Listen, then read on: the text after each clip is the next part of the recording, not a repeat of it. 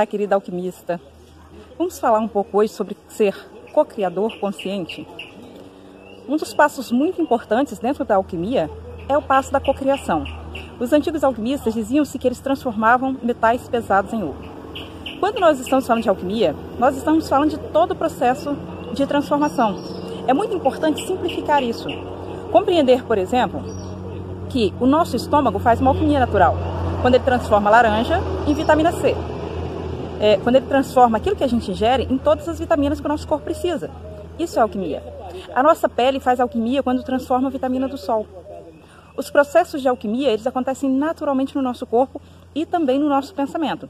Justamente da alquimia do pensamento é que nasce a cocriação. Agora, o que é alquimia espiritual?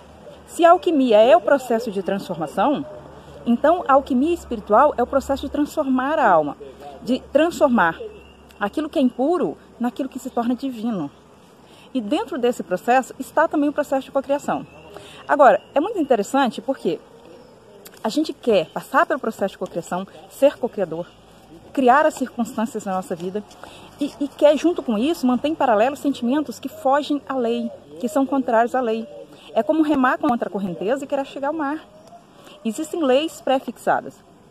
E dentro do processo de cocriação, o que é o processo de cocriação, gente? O processo de cocriação é o processo de colapso da função de onda. O que é o colapso da função de onda? É me transformar num co-criador, co-criar junto com o Criador. Existe um vídeo da Kátia sobre o colapso de função de onda. Vou pedir ela para colocar para vocês. Mas é preciso entender como esse processo acontece. Primeiro vamos entender uma coisa. Enquanto houver dúvida, medo, incerteza, inveja, rancor, raiva, ciúmes ou qualquer sentimento limitante, você não se torna um co-criador, você não consegue realizar sozinho o colapso da função de onda.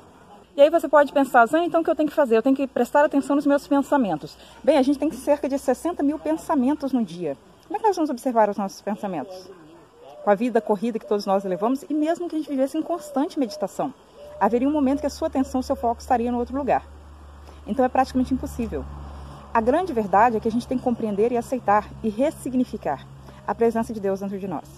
Ainda é muito profundo em nós, devido às crenças religiosas, o pensamento de que se eu pensar que sou Deus, é heresia, é ofensa a Deus. Então, primeiro, vamos registrar, risca ofender a Deus da sua consciência e trabalhe incessantemente até que essa informação mude. Por quê? É impossível para um ser humano ofender a Deus. O processo exige dedicação, porque ele consiste em 3 fases: aprender, compartilhar e ressignificar. É um ciclo. Você aprende, você compartilha aquilo que você aprendeu, você torna o ambiente melhor devido ao que você aprendeu e você ressignifica. O processo de ressignificar todas as coisas, eles têm que ser constante na nossa vida. É impressionante perceber a percepção manipulada quando a pessoa diz assim, Deus não está me ouvindo, eu estou orando e Deus não está me ouvindo. Como assim? É impossível que isso esteja acontecendo, né? Se Deus está dentro de você, se Deus está agindo e se movendo através de você, é impossível que não esteja te ouvindo.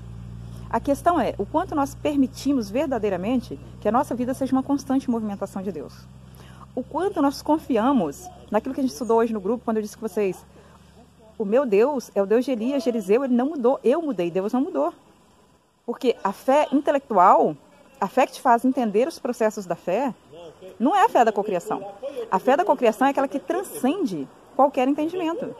É chegar ao ponto de confiança onde eu percebo que o Deus de Elias, o Deus de Moisés, o Deus de Abraão, o Deus de Eliseu, o Deus de Gandhi, o Deus de Maomé, ainda é o mesmo Deus. Ele não mudou. A humanidade muda.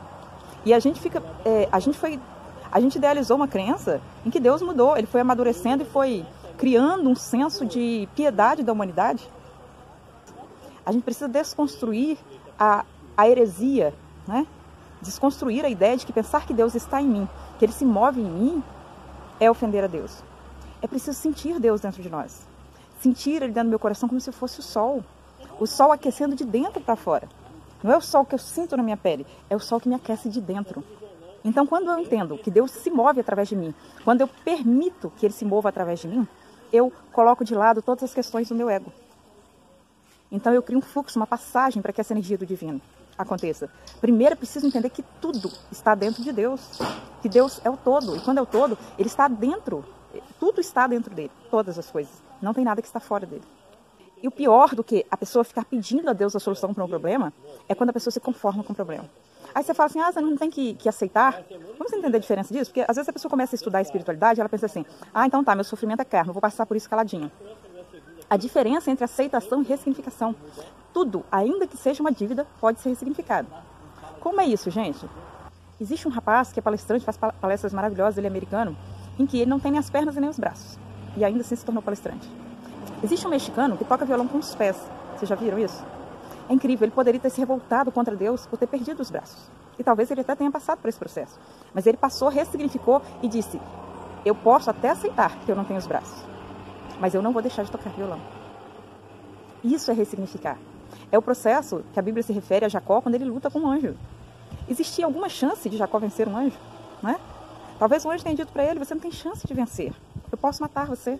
E talvez Jacó tenha respondido, pois eu vou lutar até morrer. Porque ele estava decidido, obstinado. E ele não aceitaria que fosse diferente.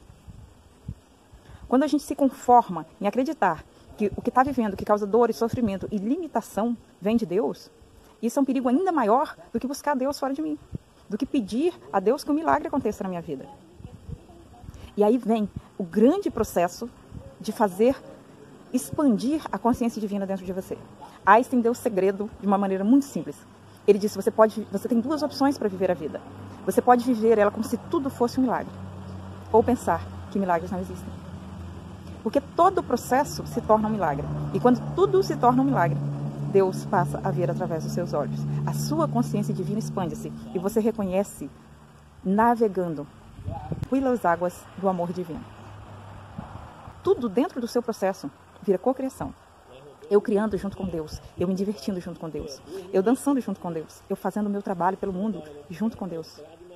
Eu e Deus, aqui, na consciência. É isso. Por quê? Se eu tivesse que compreender todo o processo matemático pelo qual as coisas no universo acontecem, eu levaria milhares de vidas. Mas eu posso simplesmente permitir que Deus se manifeste em mim. E que Ele viva todas as experiências que desejar através de mim. É escolha. Existe uma invocação muito poderosa do Elohim Hércules, que eu quero passar aqui para vocês. Repitam seguramente essas palavras. Fazei manifestar a vontade de Deus para sempre em tudo o que eu faço. Eu sou consciente do plano de Deus que reside em meu coração, junto com os meios e caminhos para se manifestarem. Eu entro no silêncio e escuto. Elohim Hércules.